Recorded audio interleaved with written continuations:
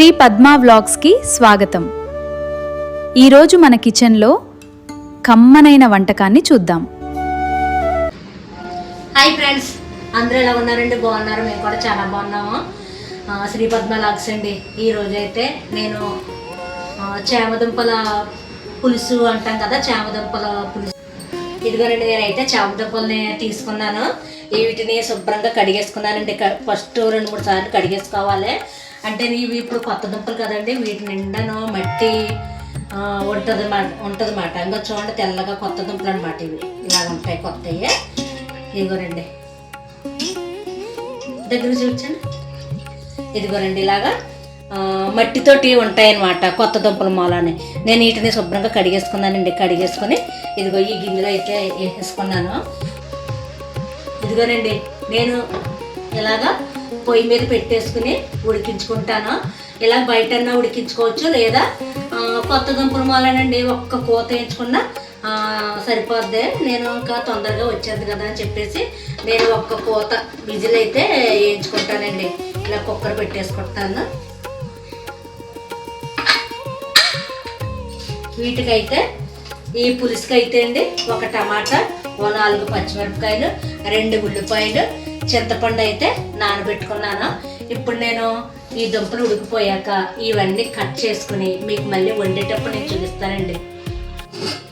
ఇదిగోనండి, నేనైతే ఒకే ఒక కూత అయితే వేయించుకున్నాను. ఒక కూతకే చక్కగా బాగా ఉడికినాయండి. ఇదిగోనండి, మెత్తగా ఉన్నాయి.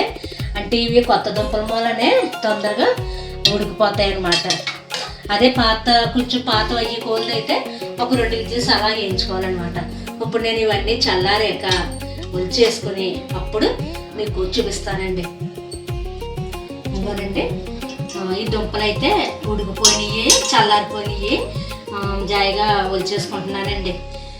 బాగున్నాయండి, కొత్త దుంపలు కదా, చక్కగా బాగున్నాయి. ఉండి కొద్ది ఇవి ఆరిపోతాయి అన్నమాట అండి. ఆరుదలా వచ్చి కొద్ది ఇంకా చిన్నగా అయిపోతాయి అన్నమాట.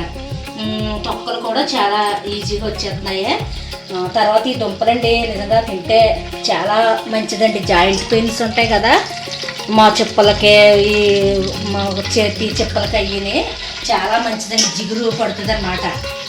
నాకు మోకాళ్ళు నొప్పులు ఉన్నాయి కదా, నేను ఎక్కువ కొంచెం ఇలాంటివి తింటాను. పెండ్లు ఒకటి, ఈ చామదుంపలు ఒకటి. ఇవి వాతం అంటారు కదండి, ఈ దుంపలు వాతం ఉండవండి. కరపెండ్లు ఇలాంటివి అయితే వాతం చేస్తాయి, కానీ చామదుంపలు, పెండ్లు ఇలాంటివి వాతం చేయవండి. తినచ్చు. బెండకాయ ఒకటి జాయింట్ పెయిన్స్కి బాగానే పనిచేస్తాయి అన్నమాట అండి. ఇవి చక్కగా పులుసు పెట్టుకుంటే చాలా బాగుంటుంది కూడా. నేనైతే ఇలాగా చేసుకుంటున్నాను.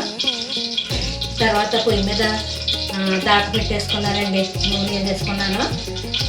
తర్వాత ఇంకా టమాటా, 2 ఉల్లిపాయ, ఒక 4 పచ్చిమిర్చి అయితే చాప్ చేసేసుకున్నాను. ఇప్పుడు నూనె మరిగిన తర్వాత ఈ గరిటకి మొత్తం ఇలా వచ్చేసుకున్నాను నేను. నూనె అయితే మరిగిపోయిందండి. ఇవి వేసేస్తున్నాను. నూనె ఎక్కువైందా? ఇవైతే ఇలాగా వేసేసుకుని వేగనిద్దామండి.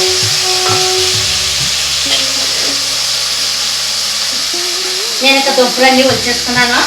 ఈ దుంపలు కొంచెం కడిగేసుకుందామండి. కొంచెం కడిగేసుకుని ఈ వాటర్ ఉన్నాయి కదండి, ఈ దుంపలు వచ్చిన వాటర్ ఇవి పారిపోయినండి. మొక్కలకి వేసుకుంటే చాలా మంచిది.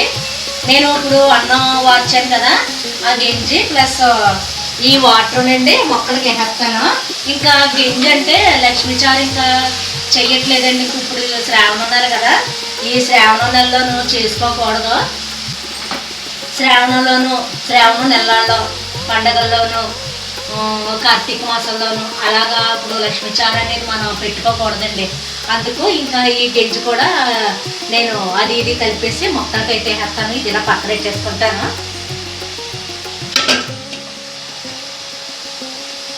ఇదేమో యాగనిద్దామండి.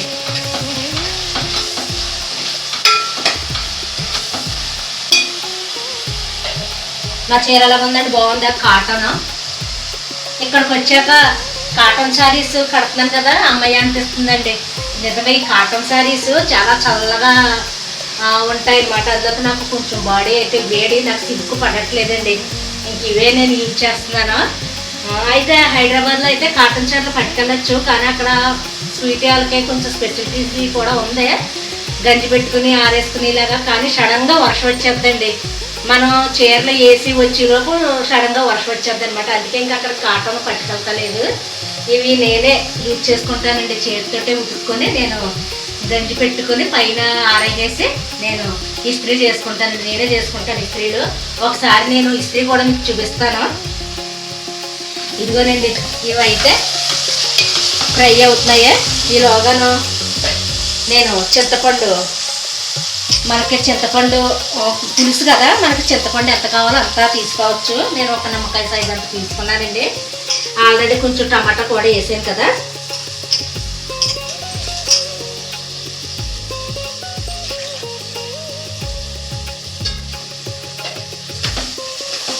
కొంచెం గంజి అయితే తీసుకున్నానండి. నాకు గింజలో అన్నం కూడా నాకు చాలా ఇష్టం. కొంచెం గంజి అయితే తీసుకున్నాను, ఇంకా కొంచెం తీసుకుంటాను, తాగుతాను. బాగుంటుందండి, భలే ఉంటుంది గింజ అన్నం.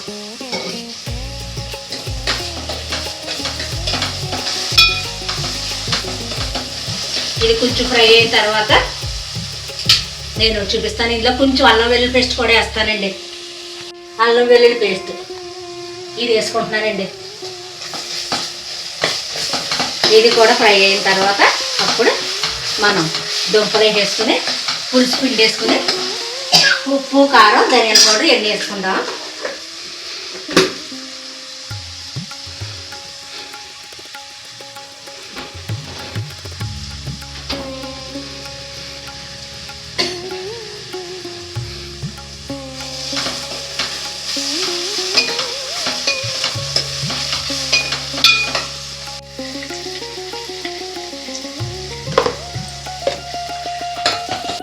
ఇదిగో 2 అల్లం వెల్లుల్లి పేస్ట్ అయితే వేగిపోయింది, ఉల్లిపాయలు కూడా వేగిపోయినాయి.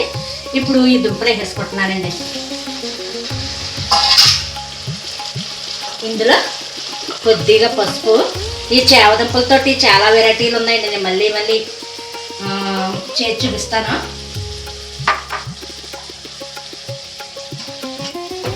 కొద్దిగా సాల్ట్ వేసుకుంటున్నాను, సరిపోతే మళ్ళీ వేసుకుందామండి.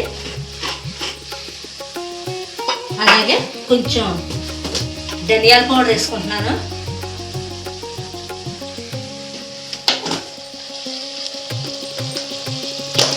అలాగే కొంచెం కారం.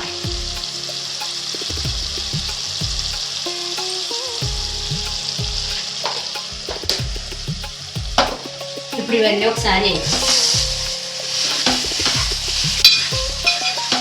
కలిపేసుకుని ఇప్పుడు ఎవరికి ఎంత పులుపు కావాలో అంత చింతపండు వేసుకోవచ్చండి. నేను నిమ్మకాయ సైజ్ అంత వేసుకున్నాను.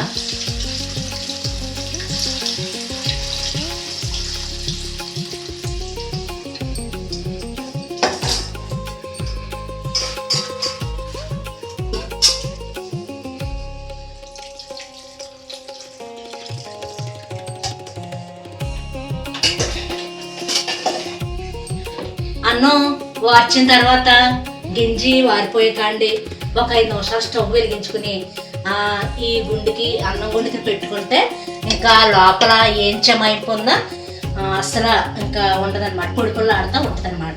నేను ఇందులో కొద్దిగా పెసరంత పంచదార వేసుకుంటానండి. పులుసుల్లోనూ నాన్ వెజ్ అన్నమాట, కాయగూరల పులుసులు అవి పెట్టుకుంటాం కదా, అందులో కొంచెం పంచదార వేసుకుంటే చాలా బాగుంటుంది.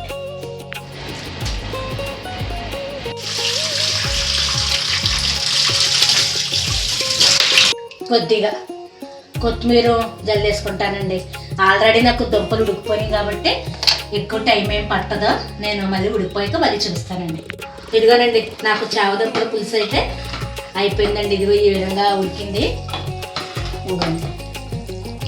పల్చగా కావాలంటే పల్చగా ఉంచచ్చండి, లేదంటే కొంచెం చిక్కగా కావాలంటే కొంచెం చిక్కగా అయ్యేదాకా ఉంచి చిక్కగా దించుకోవచ్చు. నేను కొంచెం పలచగానే ఇష్టపడి మాకు కొంచెం నేను ఇలాగ దించేసుకుంటాను. ఇదండి ఈరోజు నేను చేసుకున్న చావదుంపల పులుసు అయితేని. ఈ వీడియో కనుక మీకు నచ్చినట్లయితే ప్లీజ్ లైక్ చేయండి, షేర్ చేయండి, సబ్స్క్రైబ్ చేయండి. మళ్ళీ మరొక మంచి వీడియోతో మళ్ళీ కలుద్దామండి. బాయ్ అండి. ఈ వీడియో చూసినందుకు ధన్యవాదములండి. ఈ వీడియో కనుక మీకు నచ్చితే లైక్ చేయండి, షేర్ చేయండి, కామెంట్ చేయండి మరియు సబ్స్క్రైబ్ చేయండి.